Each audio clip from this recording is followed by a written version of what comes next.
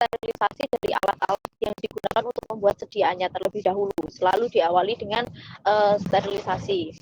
Jadi kalau yang untuk sediaan steril itu yang dibuat biasanya kan adalah injeksi salep mata seperti itu ya. Nah itu yang disterilkan terlebih dahulu itu tuh ada mortirnya, terus kemudian kemasannya itu nanti juga dilakukan pensterilan. Nah, kalau di sini untuk yang P1 ini kita mensterilkannya itu pertamanya dilakukan dengan pencucian terlebih dahulu, di mana pencuciannya itu menggunakan tipol. Tipol itu seperti deterjen, tapi cair dan kekuatannya membersihkan itu lebih ampuh ya daripada deterjen baju, tapi ini tuh khusus untuk sediaan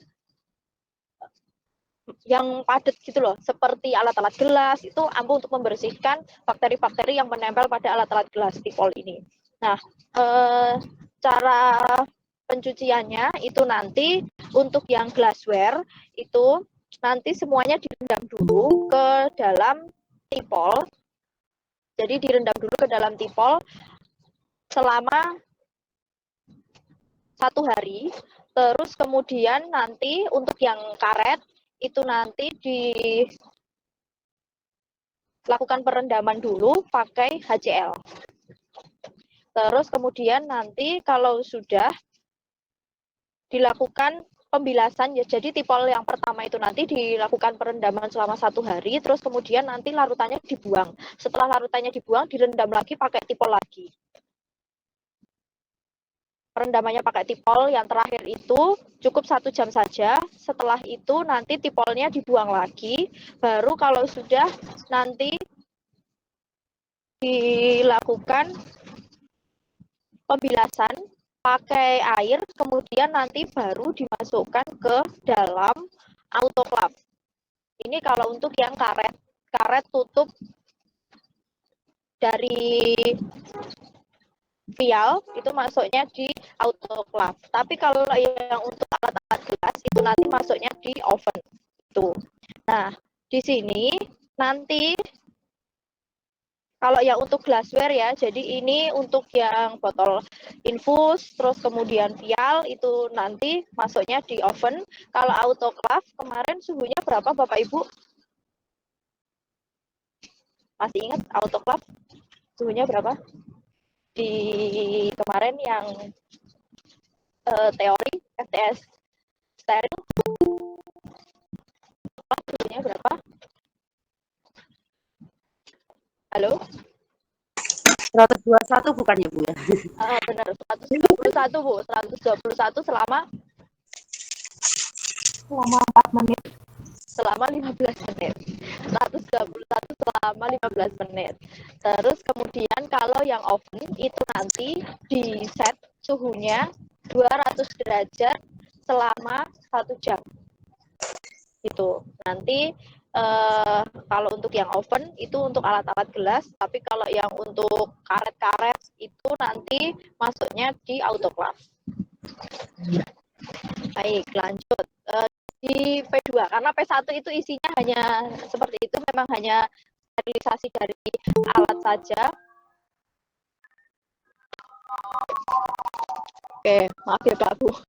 Terus yang praktikum yang kedua, ini ada uji wadah gelas untuk injeksi. Jadi setelah kita melakukan sterilisasi dari alat ya, jadi alatnya disterilkan, itu nanti kita melakukan pengujian. Pengujiannya apakah alat yang kita lakukan itu sudah steril atau belum.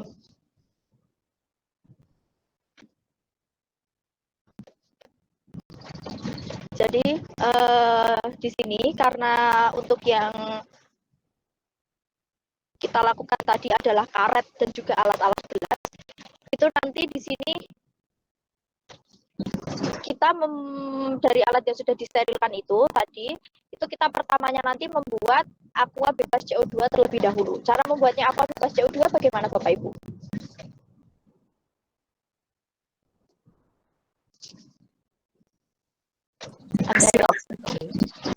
Gimana Bu? Cara pembuatan aqua bebas CO2? Dikasih oksigen maksudnya Bu. Oh bukan, jadi aqua bebas CO2 itu cara membuatnya itu adalah aquades. Aquades biasa itu dilakukan perebusan sampai mendidih. Itu dikatakan nanti aqua bebas CO2. Jadi dari perebusannya itu nanti itu sudah menghilangkan dari dari CO2-nya, bukan oksigen. Oksigen kan O2. Menghilangkan dari CO2-nya. Jadi kita melakukan pengisian dari pembilasan dari yang sterilkan itu nanti kita bilas dengan aqua bebas CO2. Jadi pertama dibilas dulu pakai aquades, kemudian dibilas pakai aqua bebas CO2 secara ganti-gantian. Nah, maksimal untuk pembilasannya itu adalah 4 kali. Jadi aquades 4 kali, aqua bebas CO2 juga 4 kali. Gitu. Nah, terus kemudian nanti botol yang masing-masing kita sudah disterilkan itu tadi itu diisi dengan aqua bebas CO2 masing-masing sampai 90% dari botolnya itu terisi. Jadi kalau misalnya botolnya itu kapasitasnya adalah 100 mili ya, itu berarti supaya 90% terisi itu berarti kita ngisi aqua bebas CO2-nya berapa banyak?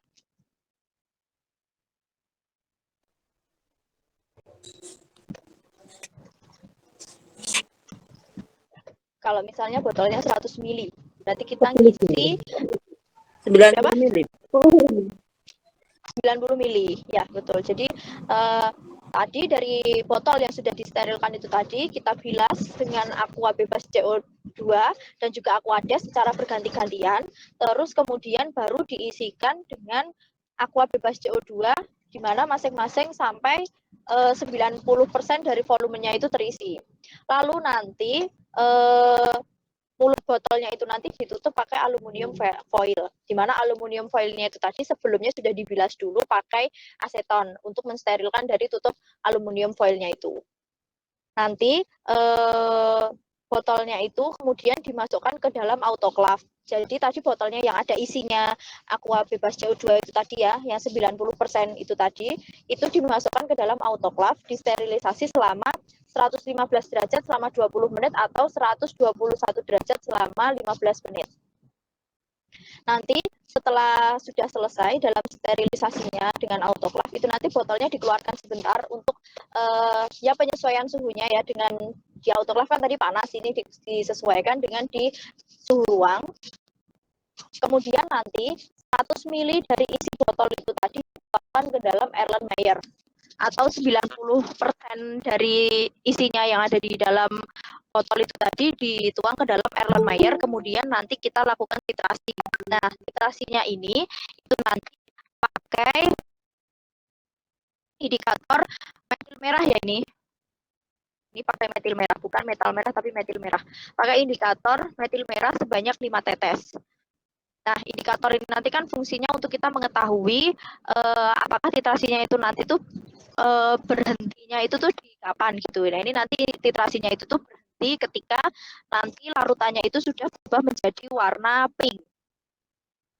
Katakan sudah endpoint, itu kalau sudah terbentuk warna pink. Jadi nanti dititrasi, yang dipakai untuk mentitrasi itu adalah 0,01 N.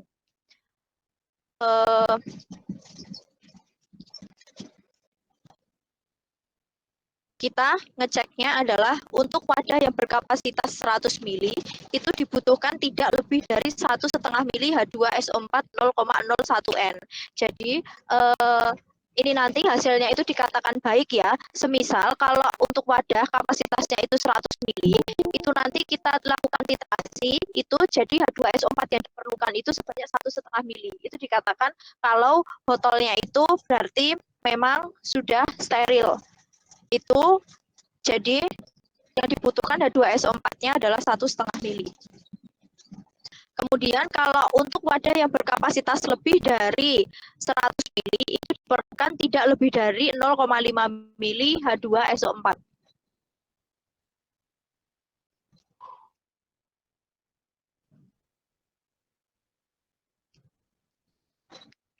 Oke, baik.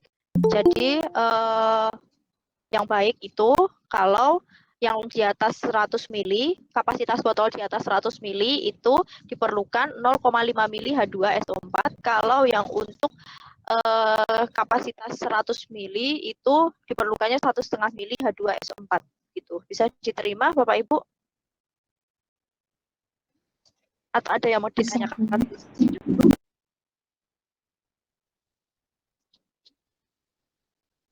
Semakin kecil mililiternya, semakin besar H2SO4-nya. Iya, betul Bu.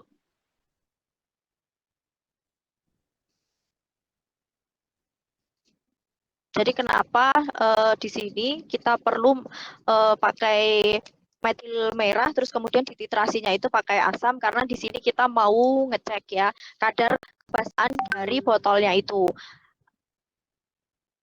Ya, kalau misalnya masih ada mikroba di situ, itu tuh membuat botolnya itu tuh menjadi sifatnya itu semakin basah. Jadi otomatis dari H2SO4 yang diperlukan itu akan semakin banyak untuk membuat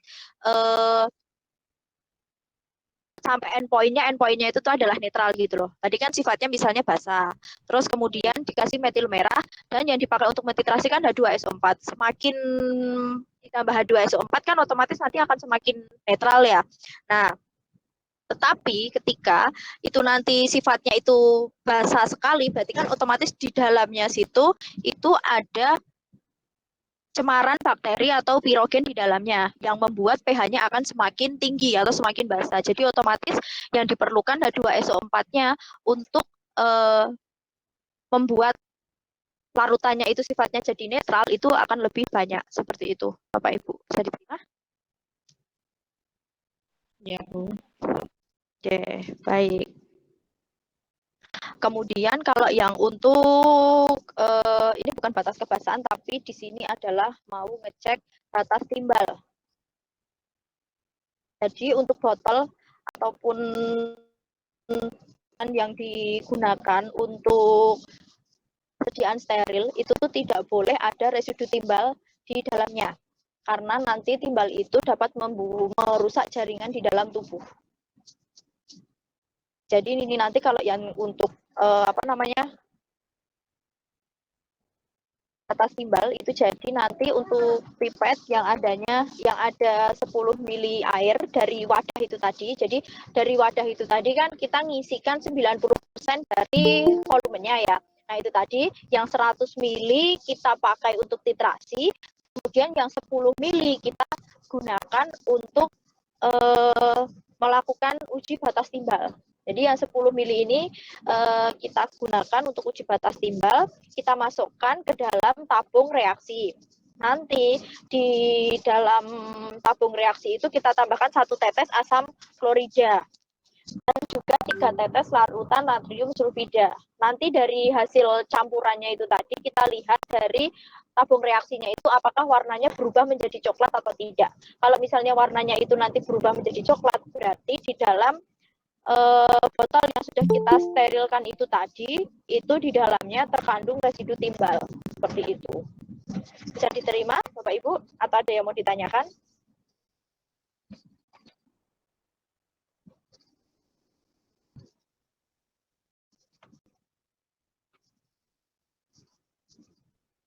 Bisa diterima atau ada yang mau ditanyakan?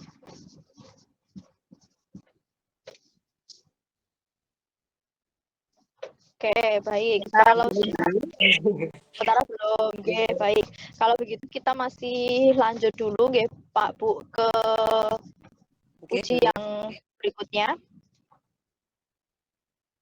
Di uji berikutnya itu adalah validasi, di mana validasi itu adalah suatu kegiatan yang kita lakukan untuk menguji apakah metode yang kita gunakan untuk sterilisasi itu tadi itu sudah baik atau belum. Jadi apakah metode yang tadi kita lakukan itu apakah bisa digunakan untuk membuat botol kita itu steril atau tidak gitu. Itu namanya validasi. Jadi untuk menguji apakah metode kita itu tuh valid atau tidak gitu. Dikatakan valid kalau misalnya kita melakukan sterilisasi, ya mikrobanya itu menjadi mati, pirogennya itu menjadi hilang, itu namanya valid gitu. Nah, kalau yang untuk uji validasi ini, kita pakainya melakukan validasinya itu pada alat-alat yang digunakan untuk mensterilkan. Contohnya adalah seperti LAS, terus oven, itu kita lakukan uji validasinya. Dan juga pada autoclave, itu kita juga melakukan uji validasi. Jadi ini tiga hal ini kita lakukan validasi. Yang pertama, kita melakukan validasi metode sterilisasi pakai autoclave. Jadi kalau pakai autoclave itu kita melakukan validasinya itu adalah dengan membuat masing-masing 2 buah sediaan berupa aquades dalam botol infus, vial, dan juga ampul. Nah, nanti masing-masing dari botol infus, vial, dan juga ampul itu disterilkan di autoclave, di mana suhunya itu 121 derajat Celcius selama 15 menit, selama 20 menit dan juga 15 menit. Jadi ada dua. Ada suhu 20 menit, ada suhu 15 menit. Kemudian nanti untuk kita ngecek sterilitas dari aquades itu tadi, itu kita masing-masing dari wadahnya yang dari aquades yang masuk di dalam infus, masuk di dalam vial, masuk di dalam ampul, itu nanti kita keluarkan, kemudian kita masukkan ke dalam media BHI. Jadi nanti kita tuangkan ke media BHI, kemudian kita cek selama 24 jam. Apakah selama 24 jam itu nanti ada pertumbuhan mikroba atau tidak.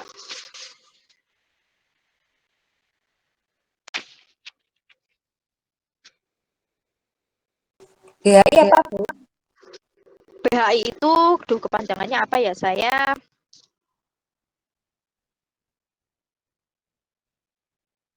Ini kemarin di mikro pernah dibahas nggak, Bu? Kalau untuk apa itu namanya media-media yang digunakan itu di teori mikrobiologi ataupun di praktikum mikrobiologi. Oh belum, ini saya googlingkan ya Bu. Jadi itu biasanya kan memang ada di mikro ya. Ini saya googlingkan, jadi BHI itu namanya adalah Brain Heart Infusion. Itu nama media memang. Jadi kita kalau misalnya pengen buat media BHI itu, kita datang aja ke toko kimia, kita beli media BHI gitu. Nanti sepertinya itu dibeli dalam bentuk serbuk begitu, terus kemudian nanti kita mereaksikan gitu. Oh, iya. Oke.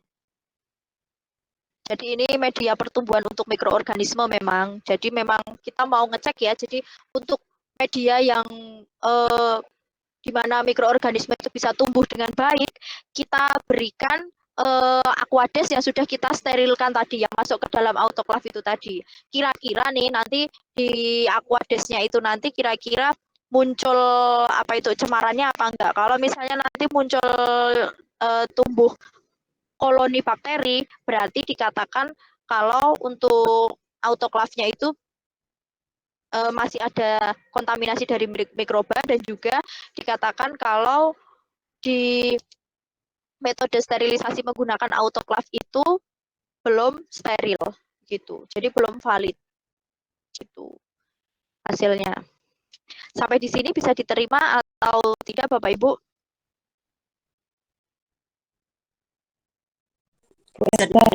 Ya.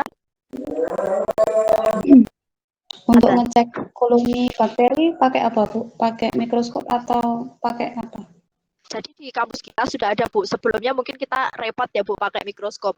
Tapi sekarang kita pakai yang namanya koloni counter Bapak Ibu. Jadi untuk koloni counter itu bentuknya itu seperti alat bulat gitu Bu. Itu nanti di dalamnya kayak seperti ada garis-garis, kisi-kisi garis-garis gitu, seperti milimeter blok seperti itu. Tapi nggak sekecil milimeter blok ya. Itu kemudian nanti di dalamnya itu ada seperti lampu LED gitu yang memancar dari dalam. Jadi nanti kelihatan Bu, nanti untuk zona beningnya, kemudian zona keruhnya itu nanti terlihat. Gitu. Jadi ada pertumbuhan mikroba atau tidak itu nanti bisa dilihat di koloni counter. Jadi nanti tinggal kita lihat nih di bagian yang apa namanya yang keruh itu kan berarti di situ artinya ada pertumbuhan mikroba. Nah, itu nanti kita pencet-pencet itu saja, itu nanti di situ kita mencetnya berapa kali gitu, itu nanti di koloni counter itu nanti sudah menghitung sendiri jumlah bakterinya yang kita titik-titik itu tadi ada berapa gitu. Jadi kita nggak usah ngitung satu, aduh tadi sudah sampai berapa ya gitu, udah nggak kayak gitu. Nggih, Bu. Itu di kampus ada Bapak Ibu. Saya dengar katanya ini angkatannya Pak Imam ini judul TA-nya katanya bervariasi sekali ya, kreatif sekali katanya. Bervariasinya Bu. Masing-masing nggak tahu. Masih bingung. Masing-masing nggak tahu, saya kemarin diceritain sama Bu Abika sih. Iya ya, jelas sosial ya karena tidak ada waktu berdatang ke kampus untuk nge-lab ya Pak Bu ya. Oke, baik. Oke, kemudian untuk yang ini apa namanya LAF dan juga untuk yang validasi di LAF dan juga di oven, kita lanjutkan lagi setelah sholat maghrib gimana Bapak Ibu? Jadi ini kita terjeda dulu. Oke, nggak apa-apa Bu. Oke, baik. Gimana? Kemungkinan masih lama enggak? Enggak kok Bu Lili. Ini praktikum yang terakhir, terus habis itu kita lanjut ke teori gitu habis ini. Oh, ada teorinya juga nanti. Gimana? Iya, sama teori juga Bu Lili. Gimana Bu Lili nggak bisa ya? Kalau masih lama berarti setelah maghrib aja. Kalau masih Oke. sudah hampir habis, teruskan saja. Oh, masih lama Bu Lili ini nanti Bu Lili. Boleh, Bon. Gimana Bu Lili mau malam mingguan apa gimana ini? Maghriban aja Bu. Oke. Ya, Bon. Libur dulu Bu Lili malam minggunya Bu Lili. Malam minggu tetap malam minggu loh Bu. Oh iya benar. Ya udah, celong-celongnya nanti Bu Lili habis kuliah Bu Lili. Ya. Oke, baik. Ini saya akhiri dulu. Itu bikin konten ya. Ya Bon, kalau kita jeda dulu sholat maghrib ya Pak Bu. Baik, saya tutup dulu. Saya live ya. Assalamualaikum. Terima kasih.